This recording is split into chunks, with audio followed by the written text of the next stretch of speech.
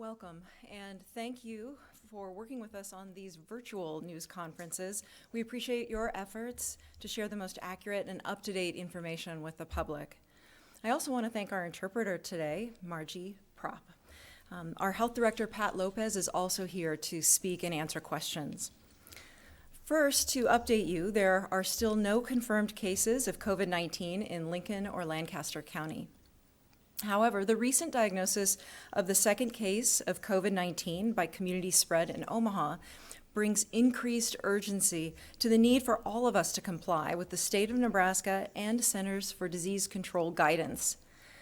I will be covering 5 main topics today and then take questions. The first 2 topics cover new guidelines issued by the State Department of Health and Human Services in conjunction with the CDC. We would like everyone in Lincoln to be informed of these latest guidelines. They relate to COVID-19 testing eligibility and to travel. And here to speak more specifically to those is our Interim Health Director, Pat Lopez. The Health Department is asking the public to partner with us and our medical community by being even more vigilant about self-monitoring for the symptoms of COVID-19. Which include fever, cough, sore throat, or difficulty breathing. If you have these symptoms or develop symptoms, please contact your healthcare provider and talk with them. You must call ahead before you seek medical care for your own safety and that of the other workers in the physician's office and patients. While we are working to increase the number of tests available in Lincoln, testing continues to be limited, and those prioritized for tests are the most vulnerable in high-risk populations. Those prioritized for testing remain healthcare workers, public safety personnel, residents and employees of nursing homes and group homes, as well as those attending or working at daycares, and of course, our most vulnerable population, those over 60 or people with underlying health conditions. The new guidelines for COVID-19 testing that we want to share were issued today by Nebraska Department of Health and Human Services. Their revised protocols now say that patients who have symptoms and who have been diagnosed as not having the flu or respiratory illness will be considered presumptive positive. Patients considered presumptively positive should self-quarantine for 14 days as they wait for resolution of their symptoms. There is also a misperception in the community that individuals can go to urgent care, the emergency department, or to a doctor's office and get a COVID-19 test. To be clear, if you have no symptoms, fever, cough, sore throat, or difficulty breathing, you do not need to contact your healthcare provider to be tested or go to the emergency room. We need those test kits and medical personnel to be used for those priority people that we mentioned. The Nebraska Department of Health and Human Services also released new guidelines for travelers. All returning travelers from any international or domestic location should limit public interactions and practice strict social distancing and self-monitor for symptoms. Self-monitoring is not the same as self-quarantine or self-isolation. Self-monitoring means that people should take their temperature twice a day and remain alert for cough, sore throat, or difficulty breathing. If the symptoms develop, they should self-isolate, limit contact with others, and seek medical advice by phone. Individuals who have traveled internationally or to the following locations need to self-quarantine for 14 days to limit the spread of COVID-19 in Nebraska. These areas are Seattle, Washington, New York, Santa Clara County, California, Eagle, Pitkin, Summit, and Gunnarson counties in Colorado.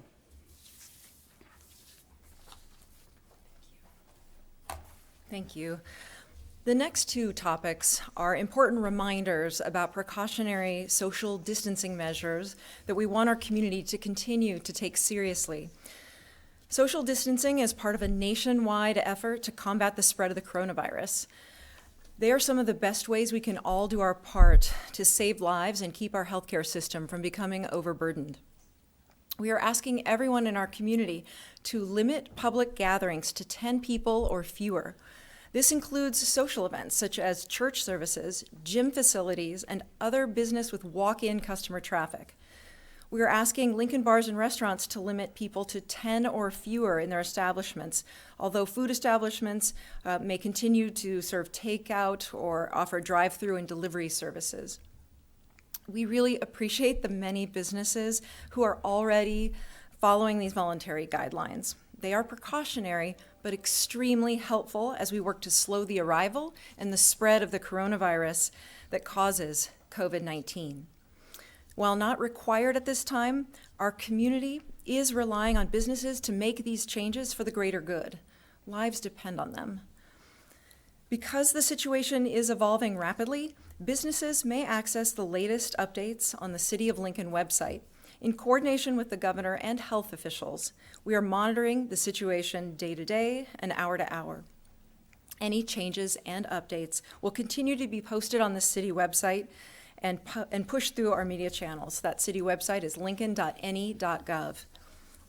We are asking the public, if you do observe gatherings that are larger than 10 people, please do not call the police department or the sheriff's office, either through the 911 or non-emergency numbers. This is very important. We need to keep those important lines of communication open for other emergencies.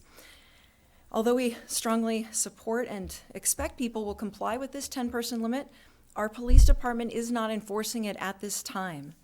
Those situations instead would be preferred to be reported to Uplink. That's UPLNK. It's an app that you can download on your phone or access online at lincoln.ne.gov. A city staff person will respond. The second reminder I want to provide today has to do with childcare. The governor has mandated the following for childcare facilities statewide, so these do apply in Lincoln as well. Childcare must be carried out in groups of 10 or fewer children, with the same group each day. Children shall not change from one group to another. If more than one group of children is cared for at one facility, each group shall be in a separate room, and groups shall not mix with one another. Child care providers shall remain solely with one group of children. Again, these strict measures, which cause challenges for parents and daycare providers alike, are being done to try to protect the most vulnerable community members and to ask all of us to do our part. These acts are heroic acts to protect the public. Our next topic is an update on the latest changes to city services. First, we want to remind everyone that they can get the latest information on how our city departments are taking action to prevent the spread of the virus at our city website. And again, that's lincoln.ne.gov. There is a red banner that says COVID-19. When you click on that banner, you will be brought to a report with the latest information about how the city continues to provide critical city services. We're updating this site throughout the day. And the changes I want to talk about today start with the health department. Start with the direction of the health department. At the direction of the health department, city libraries will move to pickup service only beginning Friday. Library facilities will not allow the public to enter the buildings, but patrons can reserve materials for pickup at lincolnlibraries.org or by calling a staff person at 402-441-8500. Bookmobile service is also being suspended as of Friday. Our Parks and Recreation Department is closing all restrooms in parks and along trails to remove them as a potential point of transmission. The Health Department has also approved a plan for operations at Lincoln Municipal golf courses. The number of customers in golf clubhouses will be limited, and golfers will be encouraged to prepay fees to bypass entering the building, the golf facility buildings. Additional information is available on the Parks and Recreation website at parks.lincoln.ne.gov. Both the city and county have many online ways to do business with local government so that you don't have to make a trip to one of our city or county facilities. Those include e-pay services, most without fees. I encourage the public to check out those resources once again at the city website, lincoln.ne.gov. So just to recap, city libraries will move to pickup service only beginning this Friday. You can still reserve materials or make calls to get access to important materials that are helping to take care of our families and keep our children occupied at home while schools are closed. But again, facilities will be closed to the public. Our Parks and Recreation Department, again, is closing restrooms along parks and trails and is making modifications to golf operations. And we encourage you all to access city and county services through online channels where possible. In closing, I want to continue to urge families to take common sense steps to help prevent the spread and arrival of. I want to continue to urge families to take common sense steps to prevent the arrival and spread of the coronavirus in our community. Please wash your hands often with soap and water for 20 seconds. If soap and water are not available, use a hand sanitizer with at least 60% alcohol. Please cover your nose and mouth if you have to sneeze, and preferably using a tissue that you then dispose of in a wastebasket. Please avoid touching your eyes, nose, and mouth. And again, greet others with a smile rather than a handshake or a hug. All of these social distancing measures, all of these heroic day-to-day actions we take as a community are going to save lives. They will help us get through this crisis together. Everyone, each and every one of us, no matter if you're in a high-risk group or not, can play an important role in protecting the health and safety of our residents and getting Lincoln through this public health emergency. At this time, I'd like to open it up for questions with the media. And again, Interim Health Director is also here.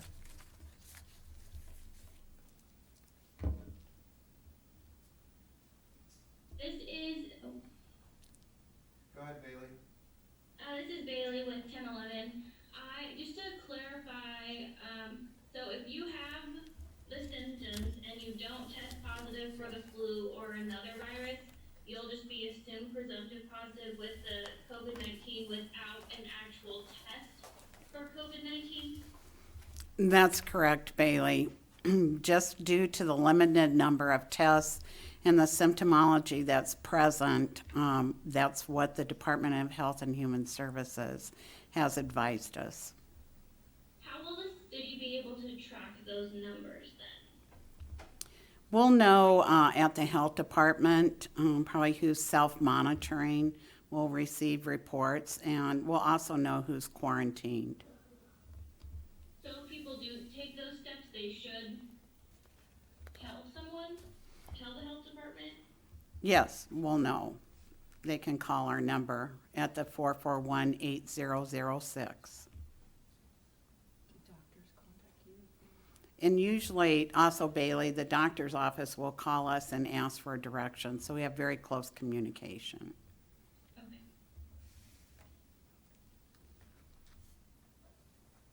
Riley from the Journal Star here. Can you hear me? Yeah, we can hear you. A follow-up to Bailey's question. How does that presumptive positive sort of testing parameters and those monitoring cases factor into the overall determination by city leaders, the mayor, on whether or not to further restrict services or issue further guidance and the sort of community spread trigger point that has been talked about a lot? You know, Riley, that's a great question, and we're going to continue to monitor, and we've been working individually on a case-by-case basis to make sure the testing is done. So once we have that community-wide case and using our other parameters that we use in epidemiology, we'll be able to provide guidance to the mayor and to the city about when we have community spread. So just to follow up on that, essentially still the reliance will be on confirmed patients who are not just considered presumptive positives. Correct.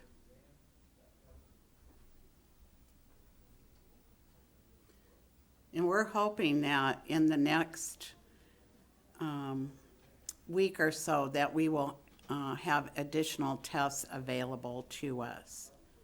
And we'll let you know when we receive additional information.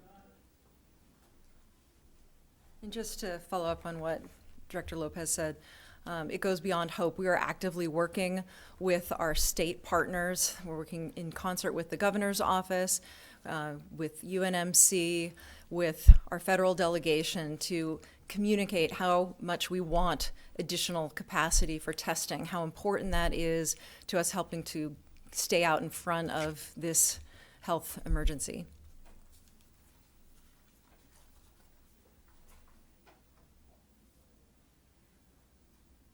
Riley again, procedurally, if people report sort of businesses that seeming not to follow the 10-person limit guidance, what's the city's plan once they have those sort of complaints? If in the future we have to move to a situation where there are mandates to keep places of business to 10 people or fewer, well then, if there is a mandate or health directive order that requires law enforcement, then we will comply. But we are not there yet. What we want is to continue to see what we're seeing, the voluntary compliance that we expect from Lincolnites who know to do the right thing. I think the fact that we don't have a confirmed case in Lincoln or Lancaster County, and yet across the city, people are working from home, people are staying home and not going out to do non-essential business, is a real testimony to how much people are paying attention and how much people want to be a part of flattening the curve. I've heard some concern from those in the nonprofit community about what low-income people should do if they have to self-quarantine, if they can't make it to FoodNet or food distributions over worry of spreading the virus. Is there any advice for them as to what they should do now, or what plans will be in place to get them food if they have to stay home? We are all thinking about the most economically vulnerable, and honestly, Bailey, there's a whole new group of newly economically vulnerable people in our community as they are seeing their hours reduced or losing their jobs. So they are top of mind as we navigate what is not just a public health emergency, but increasingly a serious economic crisis for our community. And so we are partnering with our nonprofits and our other community leaders to try to make sure we identify where those folks are struggling, where they are, and how we can marshal resources to be delivered to them. We're already seeing that to happen organically in the community, but we are working to put together structures and safety nets with our nonprofit partners to make sure that we know where those in the greatest need and where those who are newly emerging into that group of people of greatest need are, so that we can address their concerns. One of the things we did yesterday was push out information about services for our most vulnerable residents. I want to just emphasize again the My LNK app, which has up-to-date information about who has food, about where you can get assistance, and we pushed out information about filing for unemployment so that people can continue to receive assistance. We pushed out information about general assistance. We are doing everything we can to get the word out, and I appreciate coverage of that information, which again can be found at our lincoln.ne.gov website. Mayor, we have a question from Charlie Brogan through text. What effect will the loss of occupation sales tax revenue have on the city budget and arena bond payments? What steps are being taken to understand and deal with that? Mm-hmm. Well, like I said, we're feeling the economic impacts of this across our community, and city government is no exception. We won't know the data for another month on occupation tax. And sales tax, there's a 2-month lag. So there is a little bit of time before we will have specifics, but we're actively getting ready to see a decline in those revenues. What the impact will be on the JPA is unclear at this time. Sales tax is the largest source of revenue for our general fund budget. The general fund budget supports all of our critical city services, so we are very attentive to changes and shifts in that revenue. It is our primary source for the general fund budget.